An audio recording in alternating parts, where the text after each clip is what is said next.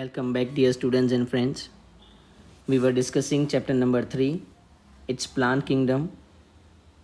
In this chapter, we have seen that the plant can be subdivided into 5 main classes: algae, bryophytes, pteridophytes, gymnosperm, and angiosperm. From these 5 classes of plant kingdom, till now we have finished first 2 classes, algae and the bryophytes. Today we have to learn the third class, that what we are calling it as pteridophytes. So where these pteridophytes are found? Pteridophytes are usually found in cool, damp and shady places. There are also few examples of pteridophytes which may be well grow in the sandy soil conditions. So these are the locations where the pteridophytes are found. See here, when we look regarding the body organization of pteridophytes, here the main plant body is a sporophyte. Main plant body is a sporophyte. If you look in the previous class of a plant kingdom, bryophyte, in a bryophyte the main plant body is a gametophyte. But here in pteridophyte the main plant body is a sporophyte. This is one of the difference between a bryophyte and the pteridophyte. Here this sporophytic plant body, the main plant body of pteridophyte, is well differentiated into a root, stem and the leaves. That means first time you can see a well defined root, stem and the leaves in the pteridophytes. In the previous class, bryophyte, we can see the root like, stem like and the leaf like structure. But here in pteridophyte, true root, stem and the leaves can be found. Apart from it, the organs which we have listed, root, stem and the leaf, they are well differentiated. They are well differentiated into a vascular tissues, that means a xylem and the phloem. And hence, these are the first terrestrial plant, that means the plant which are growing on the land, which possess the vascular tissues like xylem and the phloem. First time you can find this terrestrial plant which possess the xylem and the phloem. This is regarding its tissue. Now if you see the organ, the leaves in the pteridophyte you can find, there are two types. First is called as a small variety of a leaf, and the second one is called as a large variety of a leaf. The small leaf you can find, that is called as microphyll, and the large leaf that is found, that is called as macrophyll. So that small leaf or the microphyll that is found in Selaginella. Selaginella is an example of a pteridophyte. In this Selaginella you can find the small leaves or microphyll.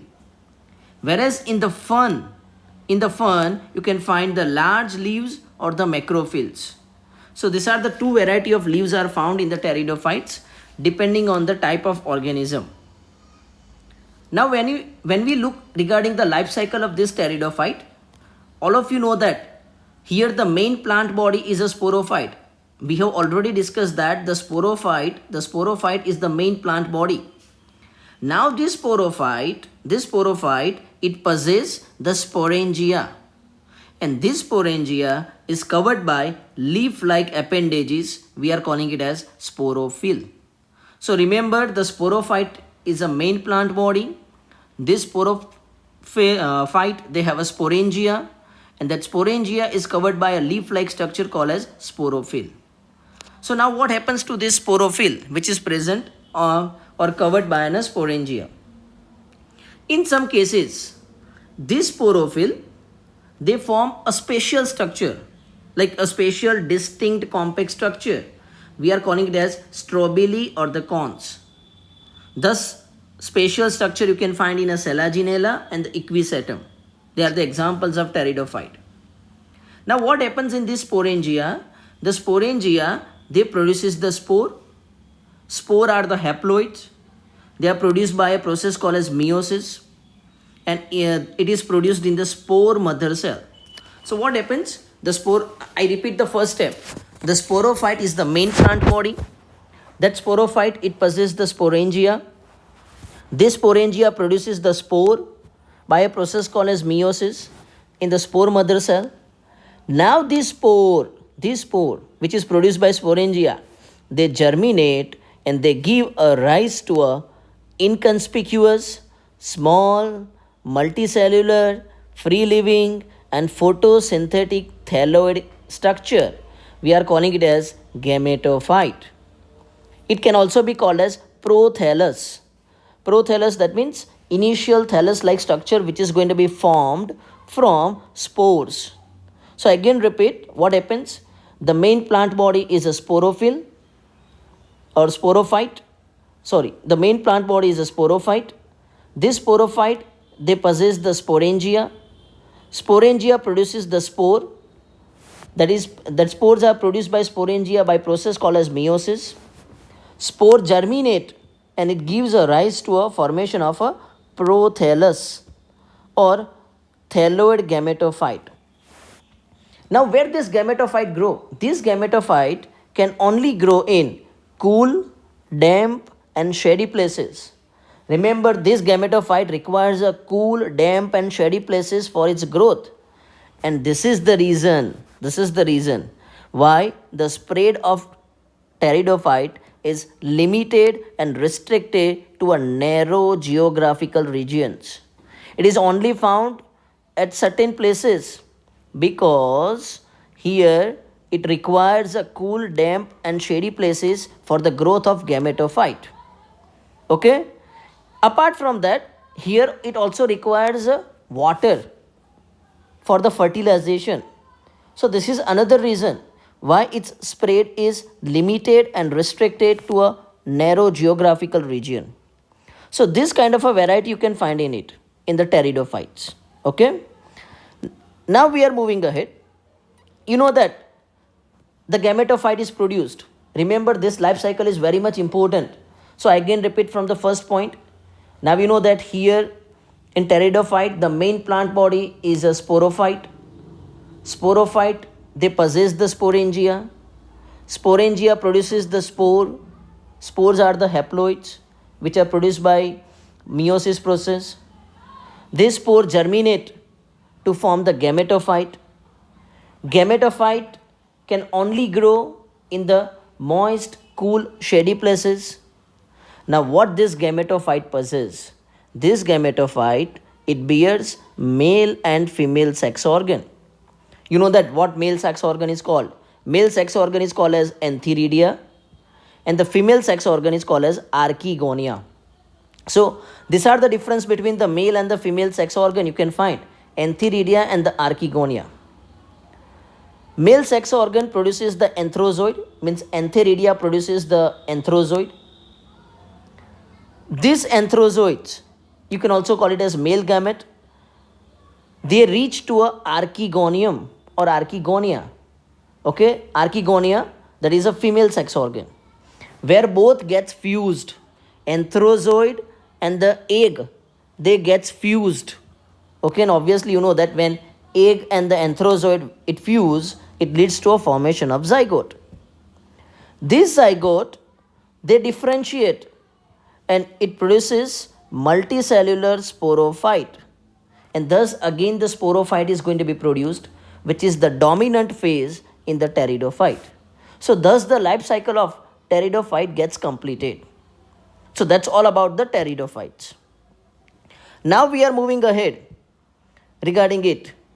Here you know that the spores are produced during the life cycle of pteridophyte. Spores are produced by the sporangia. But this spore can be of two types. If all the spores which are produced by sporangia are of same type, similar kind, then we are calling such plant as homosporous, because here all similar kind of spores are produced. But if the different kinds of spores are produced, two different kinds of spores are produced, then such plant is called as heterosporous. In heterosporous plant, you know that there are two different kind of spores are produced. One kind is a large type, the another kind is a small type. The large spores can also be called as macrospore and the small spore can also be called as microspore. So here in few pteridophytes, The spores are produced of different types like large and small, hence such pteridophyte plants are called as heterosporous. And heterosporous condition can be found in Selaginella and Salvinia. Okay, so heterosporous condition can be found in Selaginella and the Salvinia. Okay, now what happens? Here the two kind of spores are present, megaspore and the microspore. Megaspore, that is a female, and the microspore, that is a male. So megaspore generates into a female gametophyte, microspore it generates into a male gametophyte. Okay, and thus zygote is formed by fusion of it. Here the young embryo is produced. That production of young embryo that takes place within a body of female gametophyte. Remember what happens in the case of a human like living organism. You know that in a human, the development of a baby that occurs inside the body of a female. Similarly here, the development of an embryo that takes place inside the female gametophyte. And thus, here the seed is produced inside it.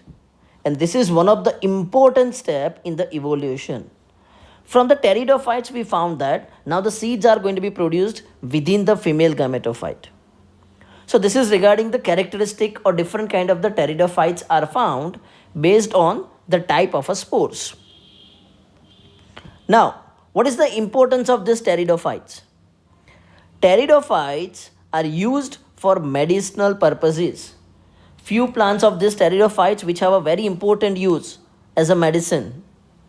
Even it can also used as a soil binder which prevent a soil erosion, and many times we are growing it as an ornamentals. So such variety of a plant you can find in it. Now if you see that in pteridophyte, these pteridophytes can be divided into four types. Like you know that bryophytes, it divides into two types, liverworts and the mosses. Similarly, this pteridophytes is divided into four types. Which are the four types? First one, it's called as Psilopsida. This is the first type of pteridophyte. Second type, it's called as Lycopsida. Third type, it's called as Spanopsida. And the fourth type, it's called as Pteropsida. So you have to remember this name. Pteridophytes are divided into four classes, subdivided. Psilopsida, Lycopsida, Spanopsida, Pteropsida. It may happen that you have to remember 2-3 times, or you have to try 2-3 times to remember these names. So try it, but you have to remember this name. Now what is the example of Psilopsida? The example of Psilopsida is Psilotum. What are the example of Lycopsida? The examples are Selaginella and the Lycopodium. See here, the M has been hidden. Lycopodium. Lycopodium. Write it down M. Okay. Spanopsida. The Spanopsida, the example is Equisetum. And the example of Pteropsida is Dryopteris and Adiantum. So these are the examples of different classes of pteridophytes. So that's all about the pteridophytes. Okay. So when I talk about the important characteristic of these pteridophytes, then this pteridophyte that can grow in cool, damp, shady places. It has well specified organ like root, stem, leaf can be found first time. It is the first terrestrial organ which has a presence of xylem and phloem. Here the main plant body is the sporophyte. These are the few important features of this pteridophytes. A short note on this pteridophyte can be asked, so you have to prepare it. Okay, so that's all about the pteridophyte. Here we are ending. We will learn the next class from the plant kingdom, that is gymnosperm, in the next session. Till then students, keep learning, keep watching, like and subscribe this channel. Thank you for watching.